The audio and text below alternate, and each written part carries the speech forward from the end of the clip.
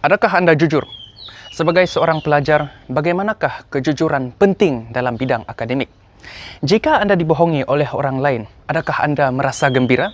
Bagaimanakah kepada mereka yang dengan sengaja menipu kepada diri sendiri dengan memplagiat dan meniru? Pendidikan amatlah penting untuk membangunkan diri, watan dan bangsa. Hanya melalui pendidikan dapat negara bangsa dibina. Tanpa didikan yang sempurna, insan seseorang akan termusnah akibat perilaku yang tidak jujur. Seseorang tidak akan mempelajari apa-apa dengan meniru dan memplagiat tanpa berusaha untuk belajar dengan sendiri. Tabiat buruk ini pula akan melekat pada diri dan menyusahkan orang di sekeliling. Apakah itu kejujuran? Kejujuran ialah bercakap benar, bersikap amanah dan ikhlas dalam setiap perilakuan. Dalam pengertian ini, orang yang jujur adalah orang yang diatur oleh nilai-nilai moral, yang menghormati norma-norma sosial dan yang konsisten dengannya, iaitu dalam cara bertindak dan juga pemikirannya. Kejujuran merupakan asas kepercayaan yang harus dibentuk dalam segala bentuk kehidupan. Kejujuran dalam konteks pendidikan dipanggil kejujuran akademik. Kejujuran akademik amatlah penting untuk diterapkan dalam diri setiap pelajar pada zaman kini bagi membentuk sahsiah pelajar yang bertanggungjawab dan jujur. Terdapat pelbagai faktor yang menyebabkan pelajar bersifat cenderung untuk melakukan kegiatan yang tidak jujur. Faktor-faktor ini dapat dikategorikan kepada beberapa sudut yang berlainan. Faktor dari sudut institusi adalah seperti sikap tidak prihatin oleh fakulti dan pelaksanaan polisi yang tidak lengkap. Selain itu, faktor dari sudut persekitaran termasuklah tuntutan pencapaian akademik yang diingini oleh keluarga yang tidak semestinya sesuai dengan kenyataan sehingga individu menjadi tertekan. Justru mendorong pelajar untuk secara sengaja melibatkan diri dalam perilaku tidak jujur dalam akademik atas desakan untuk mendapatkan keputusan yang memuaskan. Kajian yang dijalankan menempatkan keinginan grade yang baik sebagai alasan majoriti pelajar yang meniru seramai 92% daripada jumlah responden. Tetapi apakah sebenarnya yang mendorong pelajar untuk berlaku secara tidak jujur dalam akademik? Daripada pendapat seorang responden kami, but want to get good results anyways, probably because of maybe strict parents wanting them to succeed. That's my perception on them actually. It could just be people that wanna, feed into their parents' aspirations, what the school wants, what society wants, getting good grades. akhir sekali adalah faktor dari sudut pelajar yang merangkumi sifat pelajar yang kurang mahir mengurus masa, tidak memahami konsep plagiat dan kurang pengetahuan dalam memetik dan merujuk sumber maklumat akademik sebagai antara faktor memplagiat. Kegiatan ketidakjujuran akademik seolah-olah menjadi satu kebiasaan pada masa kini. Isu ini tetap dititik beratkan pada peringkat kebangsaan oleh Kementerian Pendidikan Malaysia dan Jabatan Pendidikan Negeri seperti isu soalan peperiksaan bocor, UPSR pada 2014, PT3 pada 2019 dan SPM pada 2020. Namun begitu, adalah sukar untuk Badan Pendidikan memantau kegiatan ini pada peringkat daerah atau sekolah. Para pelajar meneladani taktik meniru dan memplagiat melalui media sosial seperti TikTok dan YouTube. Kegiatan meniru yang diperhatikan juga dapat mencetus perasaan ingin mencoba generasi muda kini, seperti yang ditayangkan dalam filem Bad Genius dan drama Project Anchor SPM.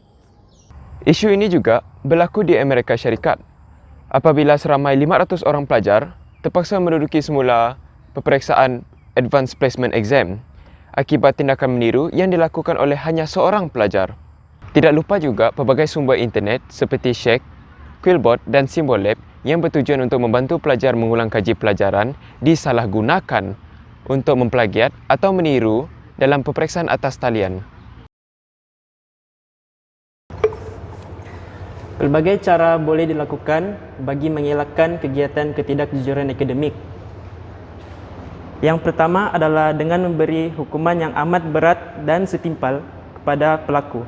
Sistem peperiksaan tamadun Cina kuno mengenakan hukuman mati bagi meniru. Kesan psikologi yang sama dapat dicapai dengan memberikan tindakan yang amat berat kepada pelajar, seperti membuang pelajar serta-merta dan menyenderai hitam sekiranya didapati melakukan kegiatan meniru dan plagiat. Malah, kajian mempamerkan 70% daripada responden mengakui bahawa tindakan berat yang dikenakan ke atas peniru menjadi langkah paling efisien dalam menangani isu meniru. Kedua, memberi set soalan yang berbeza kepada pelajar ketika menjawab peperiksaan dan ujian. Dengan ini, mereka tidak akan dapat meniru antara satu sama lain. Ketiga, mewujudkan sesi khas dengan pelajar untuk mengutarakan isu mengenai plagiat. Para pelajar perlu didedahkan mengenai kesan buruk kepada diri mereka sendiri sekiranya mereka mengamalkan amalan ini. Akhir sekali, kerajaan harus memainkan peranan dalam memastikan kerja dan tugasan yang diberikan kepada pelajar sepadan dengan tahap kemampuan dan pengetahuan mereka. Ini kerana kekurangan masa akan mendesak pelajar untuk mengambil hasil kerja pelajar yang lain. Dalam menangani isu kejujuran akademik seperti meniru dan sebagainya, anjakan paradigma dalam pendidikan dapat memperbaharui cara kita mendidik dan belajar. Taksiran berasaskan buku terbuka mampu mengaitkan apa yang telah dipelajari dengan konteks sebenar kerana dalam dunia sebenar, kebolehan untuk mencari rujukan ialah kemahiran yang mustahak. Taksiran berbentuk ini juga lebih senang ditapis untuk plagiat. Ujian lisan juga memberikan peluang untuk pelajar membuktikan pemahaman mereka secara dinamis, selain merangsang kemahiran bertutur dan membentang. Latihan luar kertas seperti penyoalan Sokratik merupakan teknik pedagogi yang menggalakkan pemahaman mendalam dalam murid dan bukan sekadar hafalan buta.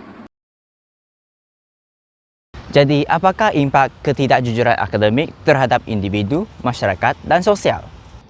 Yang pertama, seseorang pelajar yang kekurangan kejujuran akademik akan melepaskan peluang untuk memahami kandungan sukatan pembelajaran dan meningkatkan kecenderungan pelajar tersebut untuk meneruskan kegiatan negatif ini.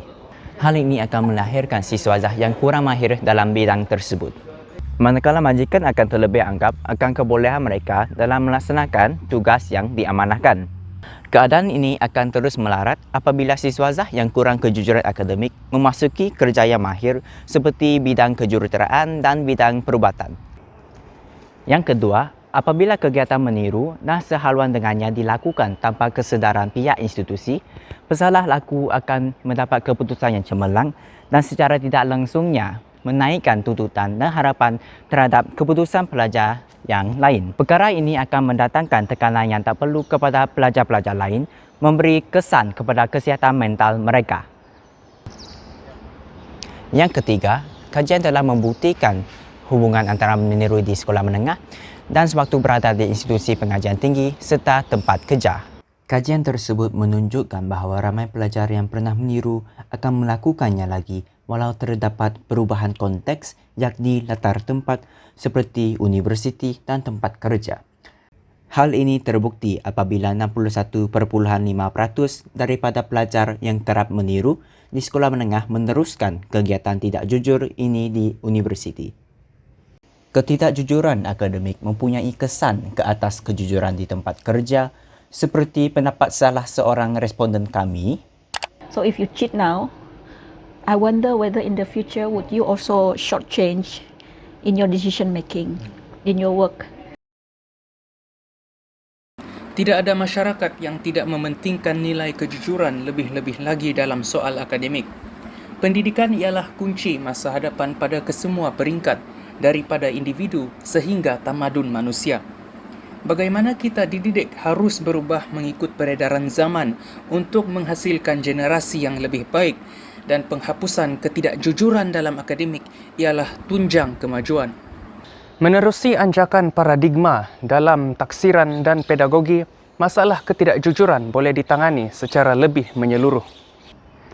Faktor utama seperti tekanan bulatan sosial dan faktor dari pelajar seperti kurang mahir mengurus masa dan juga kurang memahami konsep plagiat perlu diselesaikan dari akar umbi.